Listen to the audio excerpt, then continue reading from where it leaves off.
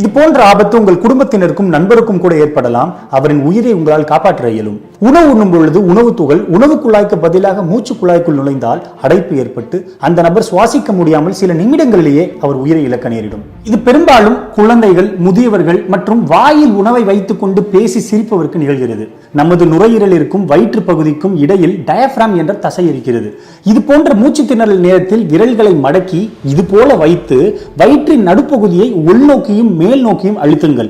இவ்வாறு செய்வதன் மூலம் டயப்ராம் தசையில் அழுத்தம் ஏற்பட்டு நுரையீரலிலிருந்து மூச்சு குழாய்க்கு காற்று வலுக்கட்டமாக தள்ளப்பட்டு அடைப்பட்ட உணவு தொண்டை வழியாக வெளியே தள்ளப்படுகிறது. இது ஹைம்லிக் மேனுவர் அல்லது அப்டாமினல் த்ரஸ்ட் என்று அழைக்கப்படுகிறது. கர்ப்பிணி பெண்களுக்கோ அல்லது அதிக தொப்பை உள்ளவருக்கோ இது நடந்தால் அவரின் கீழ் நெஞ்சு பகுதியில் கை வைத்து அழுத்த வேண்டும். ஒவ்வொரு ஆண்டும் ஆயிரக்கணக்கானவர்கள் இதனால் நொடிப்பொழுதில் மரணிக்கின்றனர். எனவே இந்த முறையை நாம் ஒவ்வொருவரும் அறிந்து கொள்வது மிகவும் அவசியம். நன்றி.